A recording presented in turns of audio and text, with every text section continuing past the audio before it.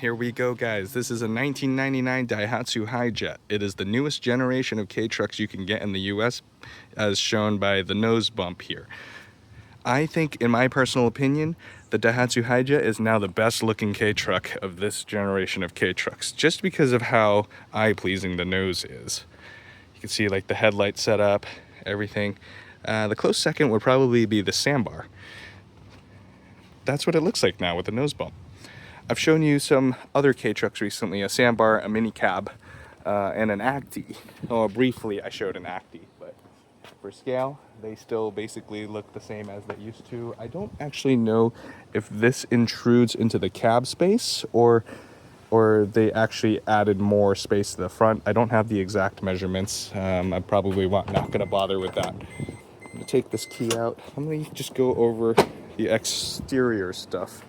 I don't know, I'm going to try to keep in order and stuff here. Nothing much different, it's just a K-truck. These glass, these are plastic, that's why they're yellowing. Not too bad, could be worse. You get a Daihatsu badge. The front of the Hijet does not open. As far as I know, only the Acti opens right now. I haven't touched a carry, but that's about it. So let's see. All good still, it's just front bumper, nothing in the middle there. Same doors, yet the rain guards, same K-truck sides, they still open the same here, just like before. The mini cab ones are cool because they were spring loaded, so they were actually snap back shut after you open it. I have the chain on, so that holds it flat like that. The engine access cover is still in the back right here, right behind the cab. This is a 4-wheel drive model. It has AC. You can see that it's very clean underneath. I'm gonna look here. Doesn't look bad for a 1999, right? Some surface rust that's starting, but that's nothing. Look at the bottom of the bed. You can look at the frame rail. I'll go over to the other side. Let's check the wheel wells. Nothing. Clean. The doors. Go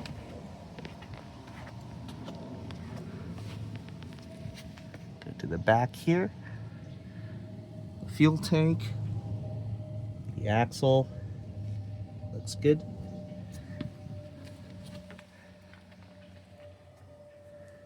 A big notable thing here, EFI. On these newer nose bump trucks, you're gonna get fuel injection now. No more carburetor struggles. You turn the key and it's just supposed to work. Look at this side.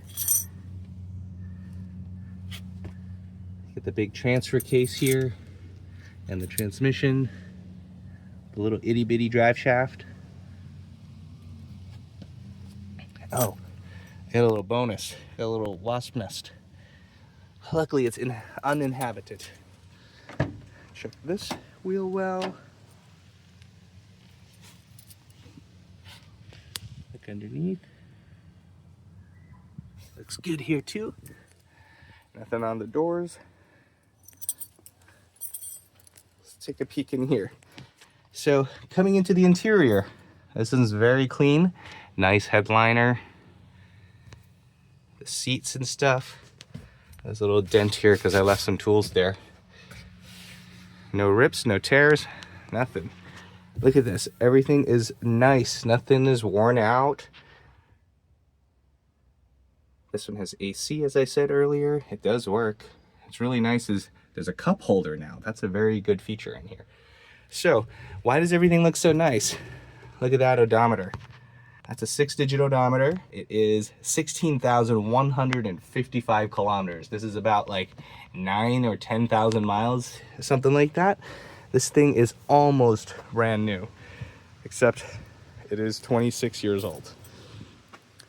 So, as I was saying, no more struggles with carburetor stuff. You just start. Ooh, one of my accessory belts is a little squeaky. It's time to get some new belts. The seats do fold down.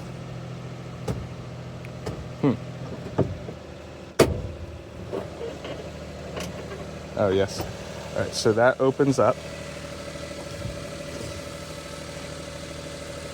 You get this little strap that has a little hook there to hold your seats up so you can do stuff in the engine bay. I think my AC belt's a bit loose. That's probably what's squeaky. Let's press the AC to engage it. Alright, clutch does engage. See how the belt's kind of bouncy over there? Turning it off. So it's weird to me that the Hijet has the radiator and the condenser right there, right in front of me, or right under the seat. I'm used to it being in the front, like a carry, like usually it's like right there. But, you know, every K-Trucks is a little bit different. And listen to this run, perfectly quiet. On this side, you get the fuse box. You can see the differential and axle there. I'm gonna close this side and go to the other side. That's really tight clearance to do that.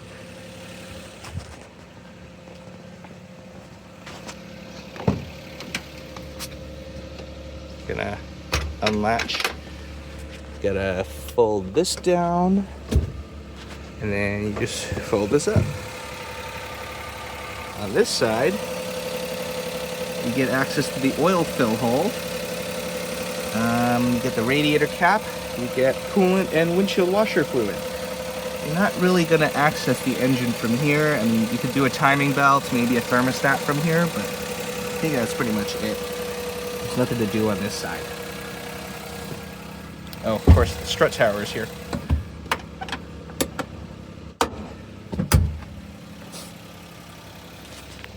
I am able to show you the engine from this side just because I have this open.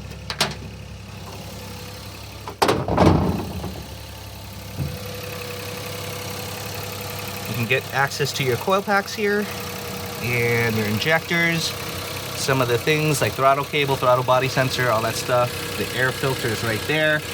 The transmission's here with the transfer case. You're not really going to do anything with this from above.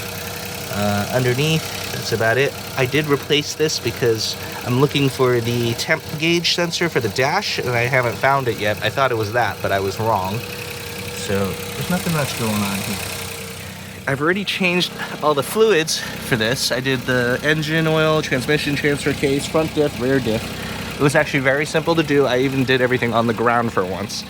As you guys know, I usually have a 2-post lift, or I pawn stuff off on fee at Bob's Automotive. But this one I did myself. It wasn't bad. Ever since trying the K-Trucks that had the wheel in the front, like the mini cab and the Acti, where this was located up there with no front overhang basically, I've noticed how hard it is to get into a K-Truck with the wheel well right under your seat. Because this part that's bulging into your legroom to get in, this isn't a problem in the ones in the front. So this is something I want to call out now, because back then all the K-Trucks were exactly like this, so you never notice. So see how like you lose like 4 inches of space to get in, and then you got to squeeze under the steering wheel, then you get in, and that's just how it is now. So looking at this, there is plenty of leg room here in the foot box. I mean, you're never sticking your feet beyond the pedals, so you're still kind of limited to this. This is where I'm going to position my feet now. So from there, you can see I'm 5'10", 32 inseam. You still get a fist room, so like 4 inches of space right here. You're not really hitting the steering wheel or anything. That works. This is not adjustable.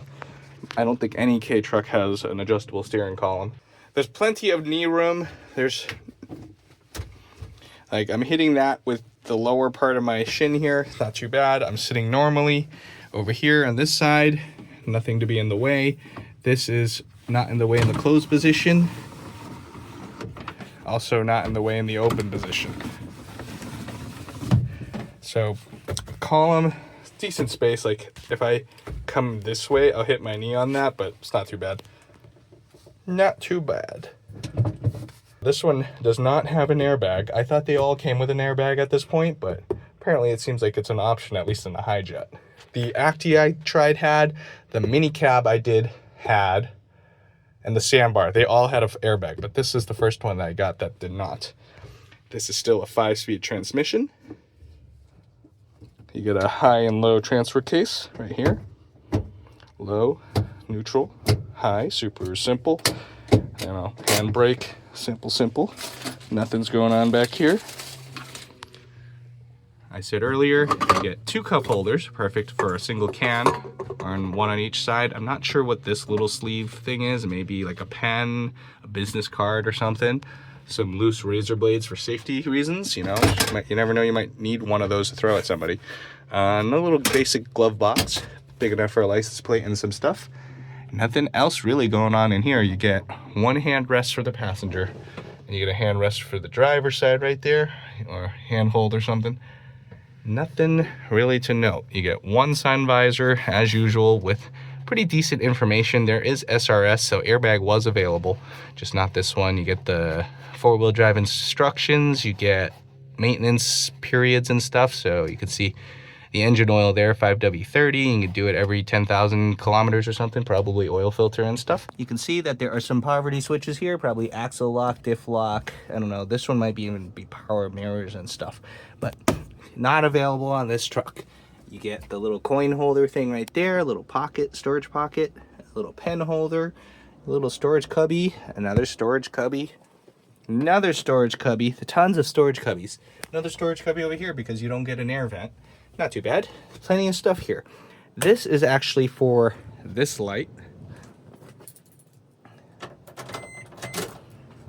There we go. It's for that bed light. There's a little bit of a little nick here. I'm not sure why.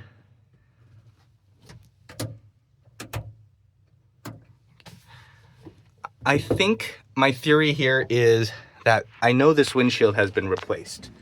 That is not a Daihatsu windshield. That's a Fuyao windshield. So a Daihatsu windshield would be like this, where you can see that little D and stuff.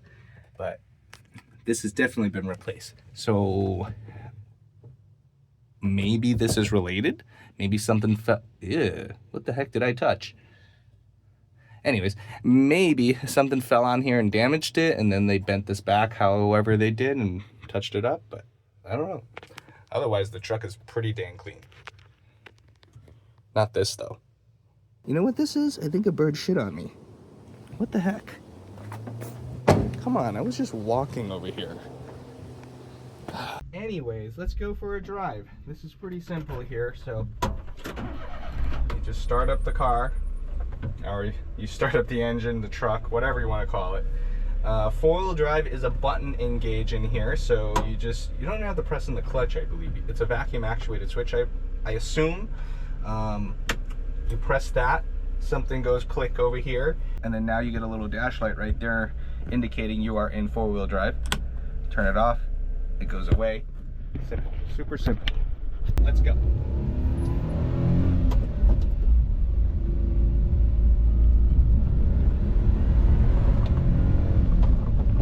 This thing rides so nice just because it's not worn out yet. It's got the 16,000 kilometers on it. I actually got it with 15,000 something, and when we drove it home from New Jersey, oh man, this was nice to drive. Just because everything just feels so nice. Usually when you get a K truck, everything's worn out, the shifter's sloppy and all this stuff, suspension sloppy. All of this is perfect. It's almost like it's brand new. We're gonna go down some of these bumpy roads here, and yes, this definitely rides like a truck. I got to drive my buddy Dan's Honda Acti recently, and his Honda Acti is the first time I actually drove one on the road, and it's the newer Nosebump style, and man, that thing rode so nice. It drove like a car, like a unibody car, because a Honda Acti is a unibody truck. So I guess that's the benefit to one of those. The Subaru Sandbar I got to drive was pretty smooth too, and that's a fully 4-wheel independent suspension, so no leaf spring, no solid axle, none of that goofy truck stuff, right?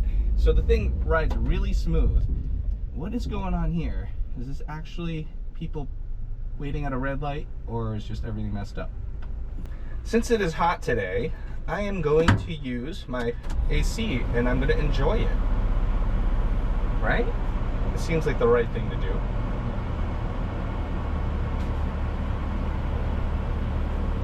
Nice and cold, nice and comfortable in here. Oh, traffic being directed. Let's see what's going on here.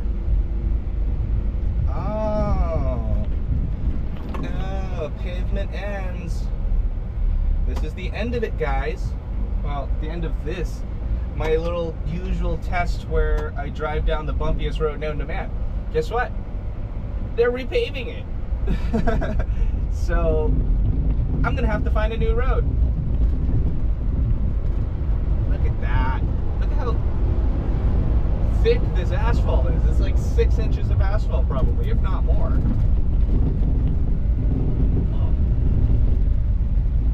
You know what's funny? Right now with this like pavement dug down and whatever, it's smoother than what the road used to be.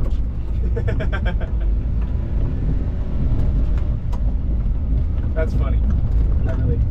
I'm entertained by this. So finally, they are repaving the road here. That means I need to drive somewhere else because I know of a handful of other bad roads. But you can see how well it rides right now. It's riding decently. Could be worse.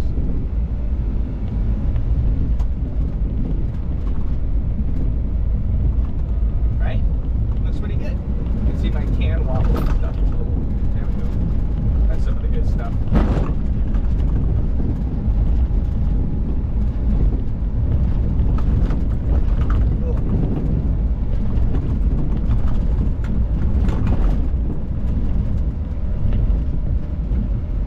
I think this thing drives and handles very well. There's not really any rattles and stuff in here too. Like the things that are rattling is like just my stuff, my license plate that's in the glove box and all that stuff that's rattling or bouncing around.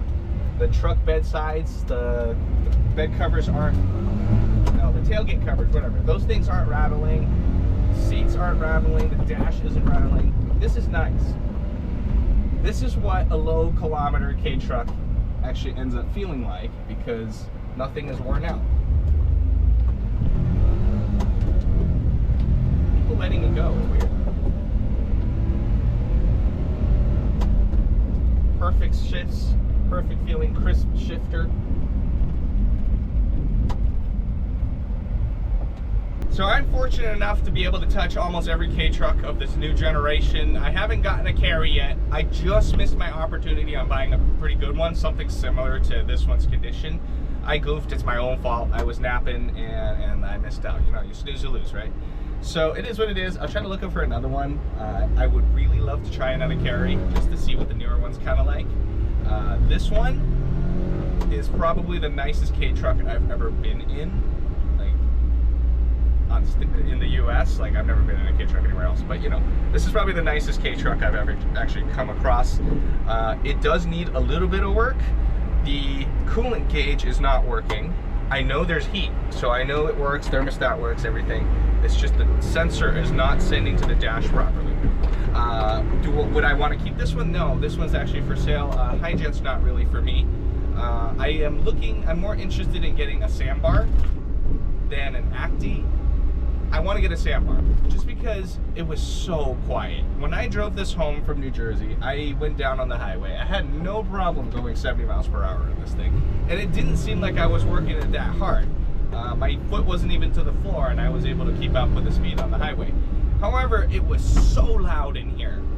Maybe adding some like sound deadening around like on the roof and maybe even like the back here, maybe it might make it better, but it's too loud in here. Like everything's just resonating in here, just the way it is. So that's not for me. I remember driving the Sandbar, and it was so quiet. The Acti's quiet too, but the Sandbar was like way back there. I drove it on the highway, and I was like, dang, this thing is smooth. It's nice. It had decent power. Not that this doesn't have decent power too. The gearing is different. I can't describe it. I don't know. It just felt like it was better. You could probably look up the stats and compare the gearing between the two and make some judgment on what you think is better. But for me, That one was way better.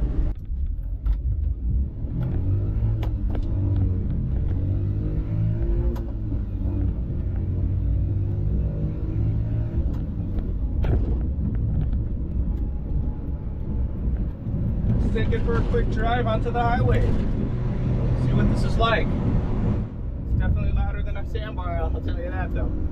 I've told you already. I'm in 4th gear right now. Going about 60 miles per hour. 5th.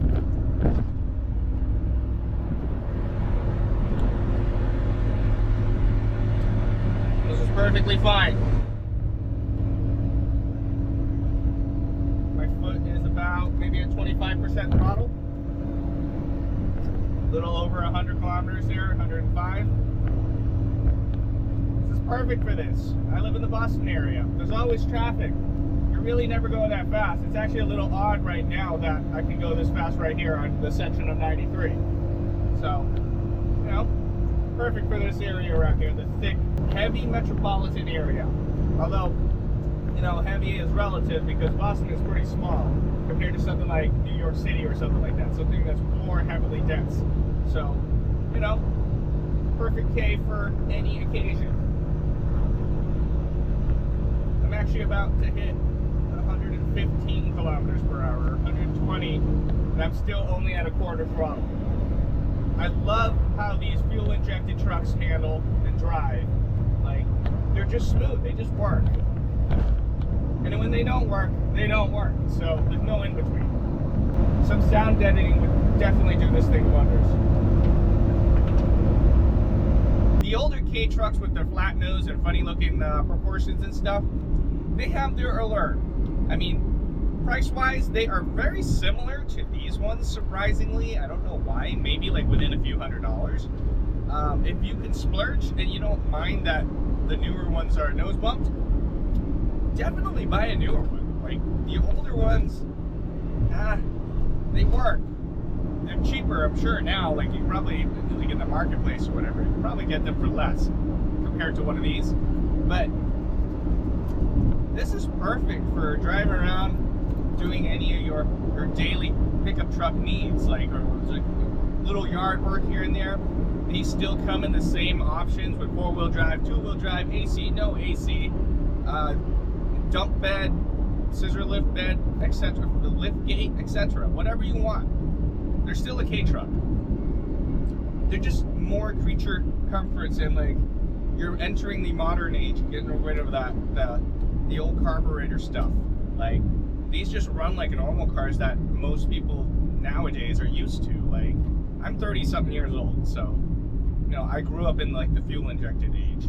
The older guys, you know, they're used to like the old muscle cars, like the old things from the 70s and stuff when everything was carbureted. But, you know, nowadays, the younger generation, this is more like what we have. Does that make this truck better than the older Hijet? I personally think so. There's a Hijet at home. It's not mine, it's my buddy's, but let me know. I could probably do a comparison video. It's kinda apples to apples. Not really, but yeah. No, it is apples to apples. It's old and new. And that is pretty much it. So I got some stuff going on here.